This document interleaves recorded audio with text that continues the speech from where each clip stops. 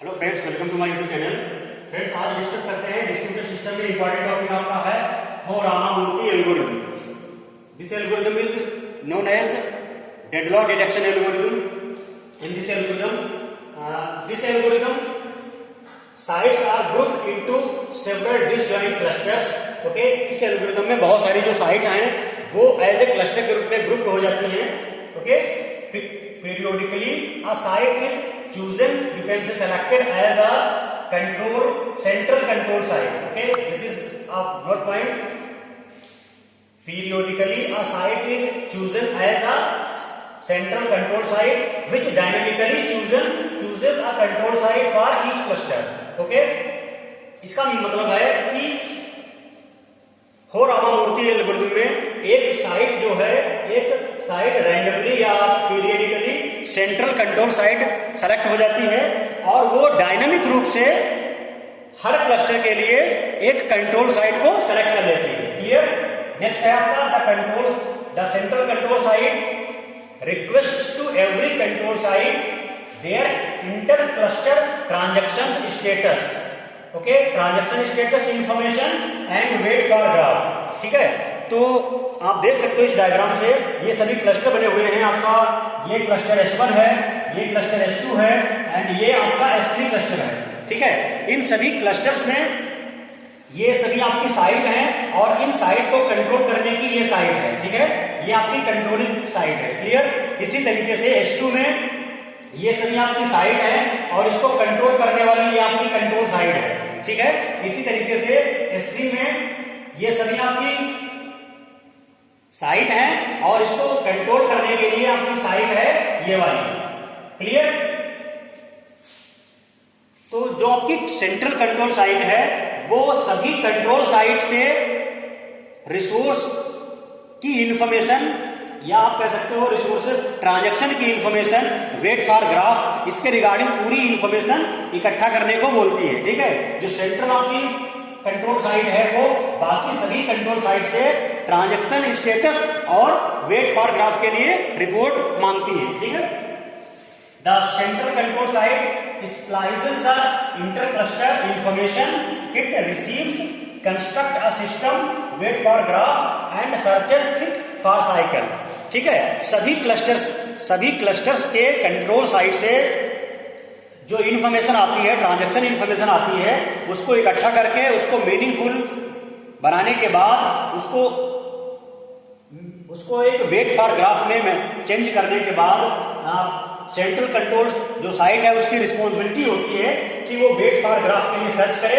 ठीक है, कि कहीं वेट फॉर ग्राफ में साइकिल तो नहीं बन रही है। It there present any cycle it may be deadlock occurred. Okay, but it always not true. If any system, if there is a cycle in the graph, it always not mean that deadlock is presented, but it is sure that if deadlock is presented then there is a cycle, definitely there is an cycle in wait for graph. Okay, कहने का मतलब यह है कि अगर किसी system में deadlock अकर हुआ है तो इसका मतलब है वेट फॉर ग्राफ में साइकिल डेफिनेटली प्रेजेंट होगी। ओके, दूसरे शब्दों में अगर कहीं साइकिल किसी वेट फॉर ग्राफ में बन रही है तो इसका यह मतलब नहीं है कि डेडलॉक अकर हुआ ही होगा। ठीक है, ये श्योर नहीं है, बट डेडलॉक अगर हुआ है तो साइकिल जरूर बनी होगी। ठीक है, तो इस तरीके से आपकी सेंट्रल कंट्रोल साइट मेंटेन करती है ट्रांजैक्शन स्टेटस की रिपोर्ट को। ठीक है, आप देख सकते हो बहुत इजी है। आपकी ये साइट सपोज कर सकते हो ये S1, ये आपकी साइट है अल्फा1, अल्फा2, अल्फा3 डैश डैश डैश आपकी अल्फा n। ठीक है, और ये आपकी SN कंट्रोल साइट है। इसी तरीके से आपकी ये साइट है बीटा1, बीटा2 डैश डैश डैश, ये आपकी बीटा n साइट्स हो गई और इसको जो कंट्रोल कर रही है वो बीटा n है। ठीक है, इसकी बीटा n या आपका BN है।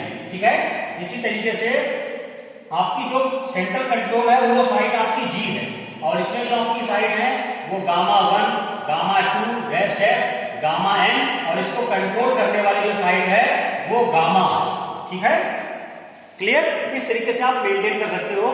तो ये आप देख सकते हो, ये आपकी जो हो रामामूर्ति डेडलॉक डिटेक्शन एल्गोरिथम है इसमें क्लस्टर्स जो हैं एज ए डिस्ट्रीब्यूटेड सिस्टम है, बट इसमें जो आपकी सेंट्रल कंट्रोल साइड है वो एक सेंट्रलाइज्ड अप्रोच को फॉलो कर रही है। इट मींस हो Ramamoorthy algorithm based on distributed and centralised both concept. Clear.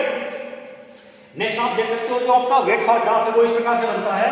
P1 P2 यहाँ पे प्रोसेस है, P1 को R2 रिसोर्स एलोकेट है और R1 की रिक्वेस्ट कर रही है। इसी तरीके से P2 के पास R1 रिसोर्स एलोकेट है और R2 की रिक्वेस्ट कर रही है। ठीक है, तो इस प्रकार की साइकिल अकर हो जाती है रिसोर्सेस और प्रोसेसेस के बीच में। ठीक है, इसी चीज को आपकी सेंट्रल कंट्रोल जो साइड है वो सर्च करेगी कि कहीं साइकिल तो नहीं बन रही है। साइकिल बन रही है तो डेडलॉक में और may not be presented. Okay, but if deadlock is presented in any system it means cycle must be presented. okay, next आपका एक क्वेश्चन है जो एग्रीमेंट प्रोटोकॉल के रिगार्डिंग है। आपसे प्रूफ करने को पूछ रहा है कि show that the Byzantine agreement can't always be reached among 4 processor if 2 of them are faulty. इसमें पूछा जा रहा है कि अगर एक सिस्टम में 4 प्रोसेसर हैं और उसमें से 2 फॉल्टी हैं तो कभी भी बाइजेंटाइन एग्रीमेंट प्रोटोकॉल सॉल्यूशन को गेन नहीं कर पाएगा। तो आइए हम देखते हैं इसका सॉल्यूशन। वी नो दैट, हम जानते हैं कि जो बाइजेंटाइन में नंबर ऑफ प्रोसेसर होने चाहिए फॉल्टी प्रोसेसर के रेशियो में, वो फार्मूला आपका है n greater than equal to 3m+1। Okay, this is the formula using Lamport Shostak algorithm. Okay, where n is the total number of processor and m is total number of faulty processor. आपके n total उस system में processor हैं और m जो आपका है वो total number of faulty processor है।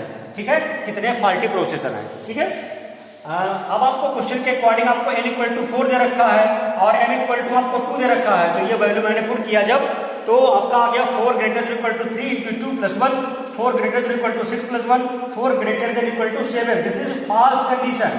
ये कंडीशन फॉल्स है।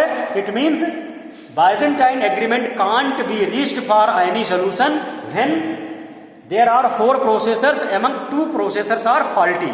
अगर 4 प्रोसेसर ओवरऑल सिस्टम में हैं और उसमें से 2 फॉल्टी प्रोसेसर हैं तो बाइजेंटाइन एग्रीमेंट कभी भी सोल्यूशन पे नहीं पहुंच पाएगी। ठीक है, it can't be reached among 4 processor among 2 are faulty processor. Hence proved, जो आपका स्टेटमेंट था वो प्रूफ हो गया कि 4 टोटल प्रोसेसर हों उसमें से 2 फॉल्टी प्रोसेसर हों तो बाइजेंटाइन एग्रीमेंट प्रोटोकॉल जो प्रोटोकॉल है वो सोल्यूशन नहीं निकाल पाएगा। ठीक है, तो ये फार्मूले पे बेस्ड आपका न्यूमेरिकल आता है और ये आपका फार्मूला कॉम्पिटिटिव एग्जाम में लाइक एनटीए और आपका